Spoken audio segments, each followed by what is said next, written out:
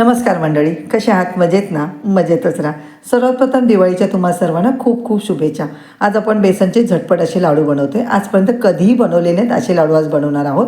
त्यासाठी 2 वाटी भाजलेल्या डाळीचं पीठ घेतलेलं आहे, 1 वाटी दूध, अर्धी वाटी मलाई.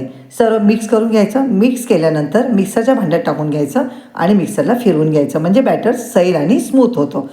थंड कढईमध्ये अर्धी वाटी तूप बॅटर टाकून घेतलेलं आहे. आता इथे मी परतत असताना मला 20 मिनटं लागली. गॅसची फ्लेम स्लो ठेवलेली आहे. पीठ चांगलं भाजून तयार झालं, परातीमध्ये काढून घेतलेलं आहे. आता एका पॅनमध्ये 1 वाटी साखर, पाव वाटी पाणी सर्व मिक्स करून गॅसची फ्लेम मिडियम ठेवलेली आहे आणि सतत ढवळत राहिलेलं आहे आणि त्याच्यामध्ये 1 चमचा तूप टाकलेलं आहे. सतत ढवळत राहिल्यानंतर आपली इथे तगर तयार झालेली आहे, खडी साखरेसारखी. आता हे चाळून त्याच्यामध्ये घेतलेले आहे. त्याच्यामध्येच वेलदोड्याची पावडर, जायफळ, थोडेसे किसमिस सर्व एकजीव करून मिक्स करून घेतले आणि इथे झटपट असे लाडू तयार करून घेतले.